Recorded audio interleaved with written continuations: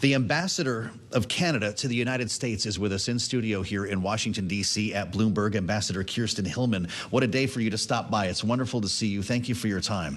There are a lot of things I'd love to ask you about, and because this is happening right now, I wonder how Canada is viewing this political turmoil in France. Yes, well, thanks, Joe. It's great to be here with you.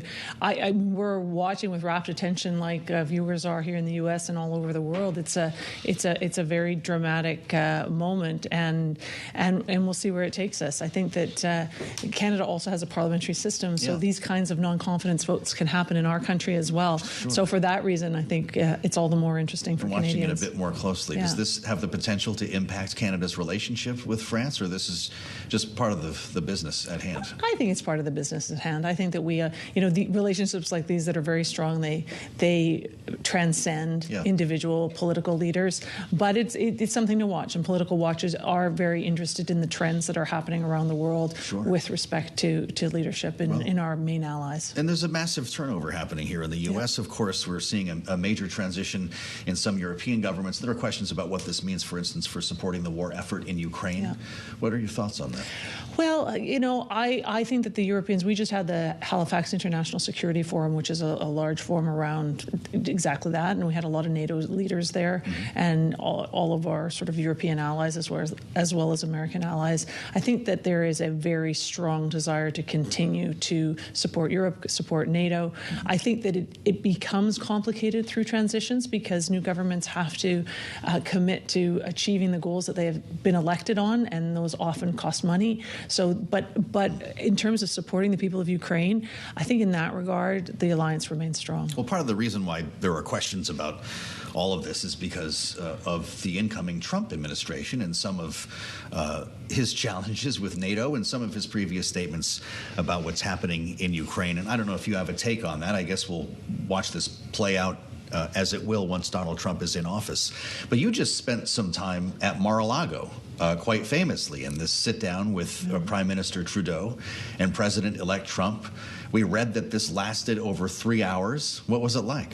Well, I'll be honest. It was quite a joyous evening. The whole, because it was holiday weekend, and it was right on the terrace of Mar-a-Lago. There were children kind of running around in their fancy clothes, and families having dinner together. And then the table with the president and the prime minister and guests was sort of right in the middle of all of that. So it had a real sense of holiday and celebration and fun. Obviously, they talked about a lot of important issues. It was 3 hours, but it was also an opportunity to reconnect. So it was cordial. There was laughing. Lots of laughing. That's fascinating to hear. I'd love to ask you a bit about this argument over tariffs, but how does it come together when Donald Trump puts something on social media and a short time later the Prime Minister of Canada is on an airplane to Florida? Is that just the way politics are had now? How did that whole trip emerge? So what happened was the day the tariff announcement was put up on social media, the Prime Minister called the President, and they talked about a variety of things, but obviously they talked about this tariff announcement. And the Prime Minister said to the President, "I'd really like to come and see you, Donald.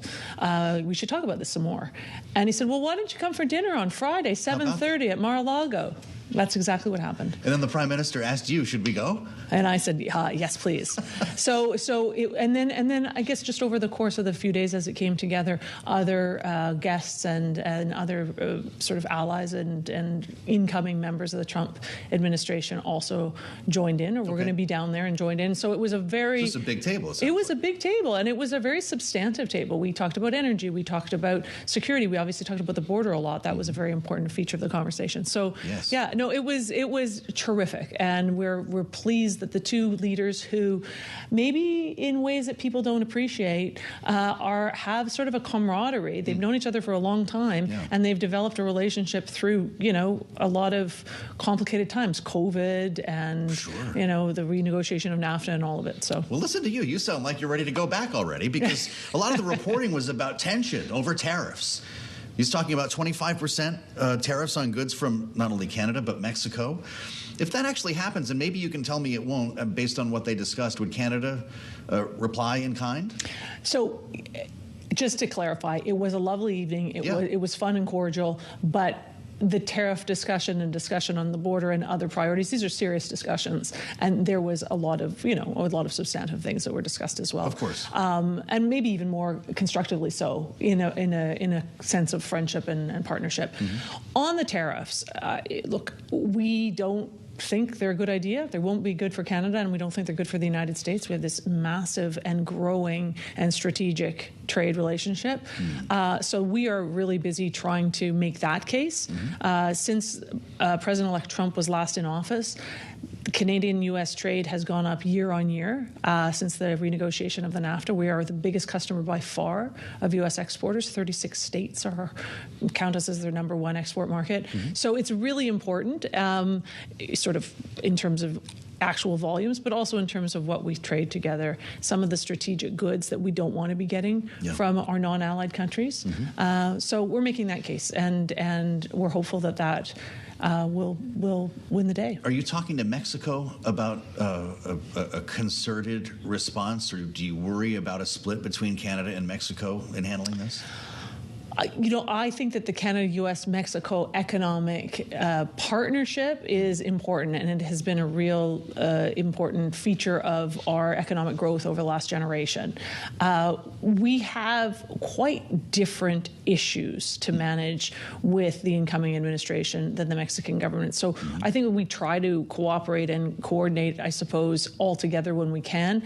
But in truth, often it's just quite a different trade profile. It's quite a different security profile. So we end up having a mix of conversations together and then bilateral conversations. So a coordinated response is a challenge. We will see what happens. I think it's too soon to tell. I think that we just have a very different trade profile. So maybe, I don't know. I think it's too soon to tell. I think it's really the honest answer here. I sat at this desk yesterday with the governor of Alaska. Oh, yeah. Mike Dunleavy, who's very excited about changes he sees potentially coming specifically in the energy sector to Alaska based on promises made by Donald Trump in the campaign. And he's prepared to move forward on a pipeline that would have a lot to do with Canada. What's the government's expectation and preparation for that? Well, we'll have to see what that proposal turns out to be. Governor Dunleavy is a good ally and friend of Canada's. We've done a lot of really good stuff together. He was very, very close to our governor, or our premier of the Yukon, who's his neighbor. And I think that, I think there are a lot of possibilities there. I think the energy relationship and energy, as President-elect Trump calls it, energy dominance, big part of the incoming administration's objectives, and Canada can be a huge part of that. So infrastructure is required for sure. Which infrastructure and where, this is something for us to discuss as a partnership.